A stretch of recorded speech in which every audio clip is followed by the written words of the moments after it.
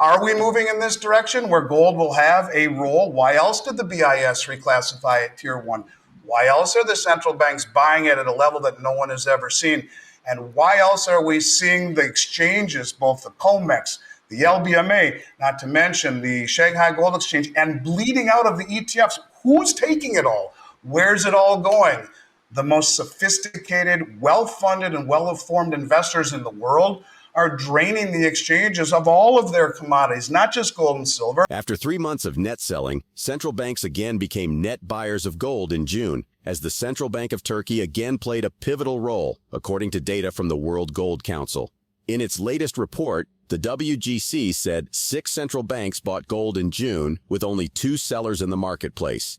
Andy Schectman, president and owner of Miles Franklin, believes that significant indicators point toward where gold will regain prominence. Schectman emphasizes that central banks are buying gold at an unprecedented level, as evidenced by their actions and the reclassification of gold by various institutions. This trend of increased gold trading is likely to continue as more and more investors and consumers see gold as a valuable asset. Schectman believes that a future system could be pegged to gold, possibly involving a percentage of new currency creation tied to gold's price. This would make the global financial system more stable and less susceptible to the whims of central banks and other government entities. The BRICS nations, Brazil, Russia, India, China, and South Africa, might peg their respective currencies to gold, potentially leading to a decline in the value of the US dollar. Schectman expects this strategy to allow the BRICS to gain an advantage over Western economies without direct action. Moreover, the trend of significant gold acquisition by central banks and sophisticated investors indicates a potential shift in the global financial landscape towards a system backed by tangible assets. At the end of 2022, central banks were buying gold at the fastest rate since 1967. As of May, 70% of central banks believed that gold reserves would increase over the next year. Now let's watch excerpts from Andy Schectman's interview with Kitco News. Be sure to watch the entire video and consider subscribing to our channel.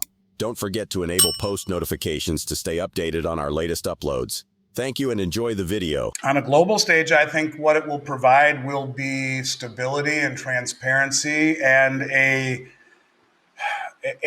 bedrock of honesty, of a system that is trusted. And you know, in my mind's eye, I see something that will not be convertible. De Gaulle proved that convertible currencies convert.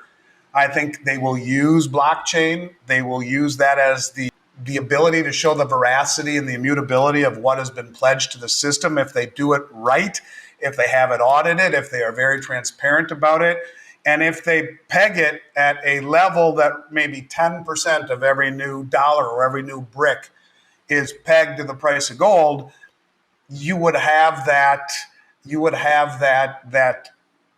authentic, trusted system. Now, coincidentally, James Rickard had a very interesting take on this. I'll just mention it. He said in his mind, what he sees coming is that the BRICS will value each brick currency unit to 1 ounce of gold. And his comment to me was, that will enable the West to destroy themselves from within. The BRICS won't have to do anything.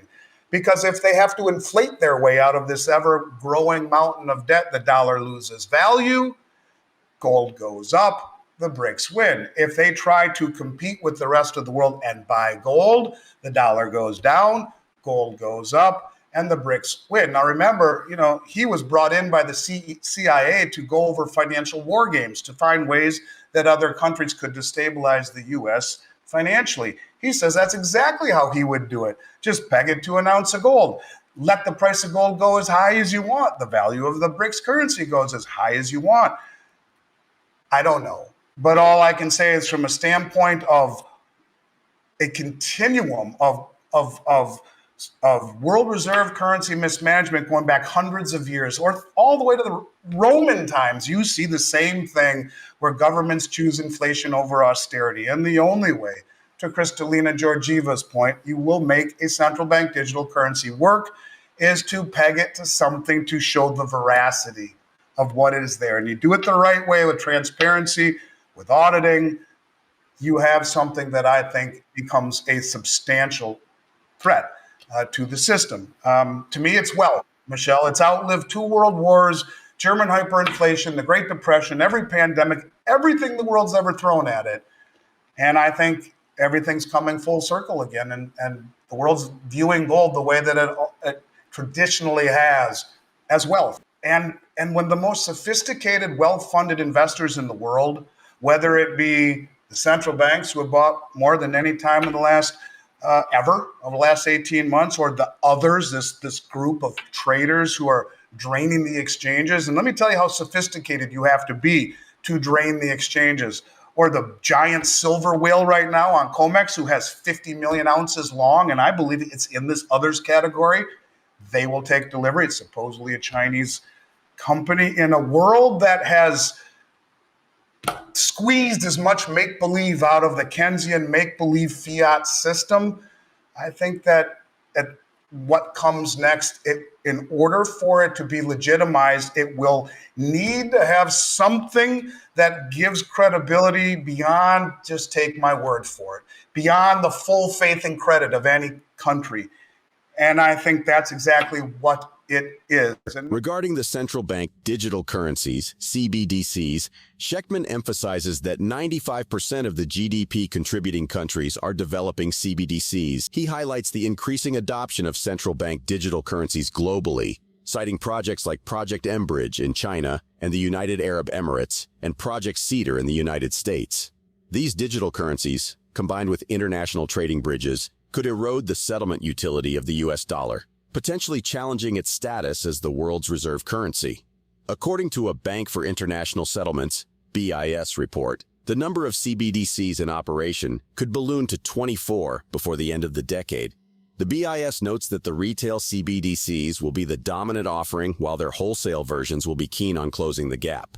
Per the report, over 93% of surveyed central banks have indicated an interest in researching the potential of digital versions of their national currencies.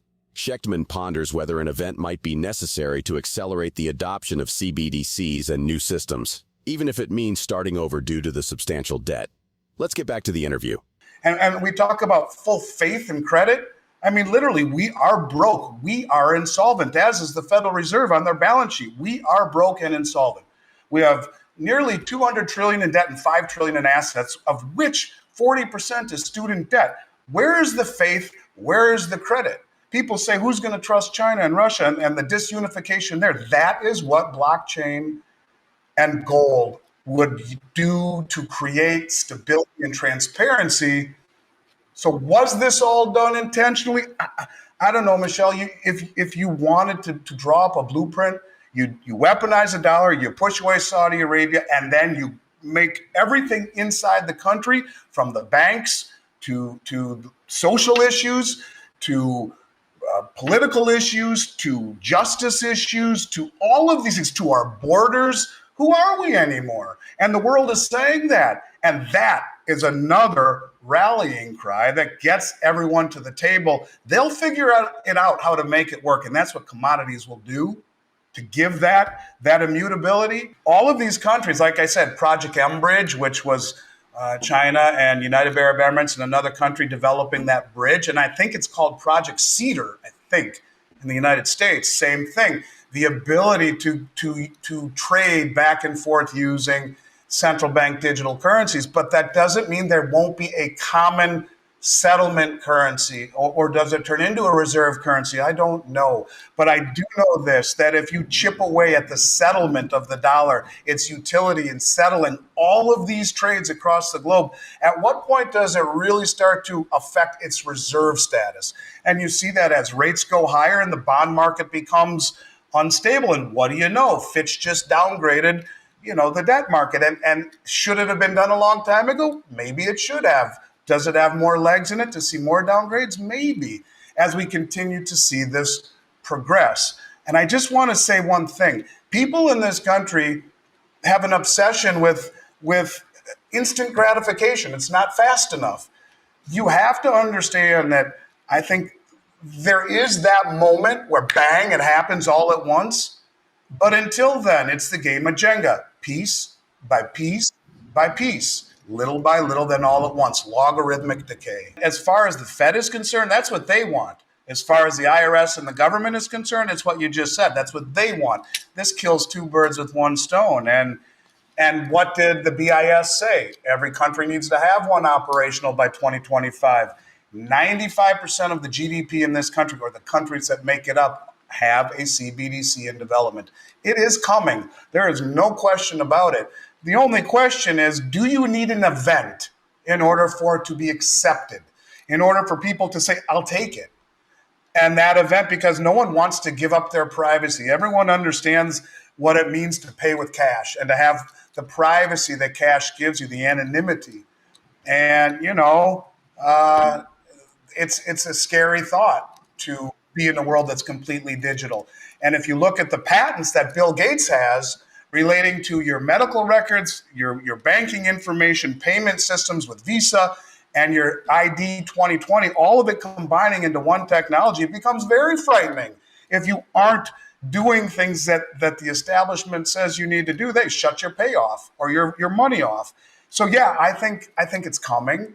And the question really becomes, do you have to create an event? And if you do, well, geez, guess what? We get to start over anyway because we're so indebted. Don't worry, most of it to the American people. We can take care of that. But we'll create an event, we have a villain to point to, and bang, new system, CBDC, maybe it's back to gold, maybe it's not.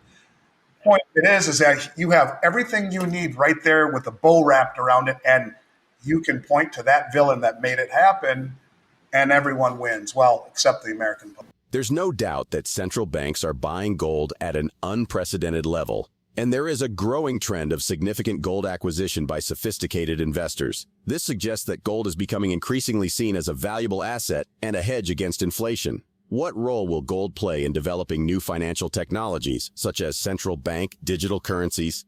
Please share your thoughts in the comments section below.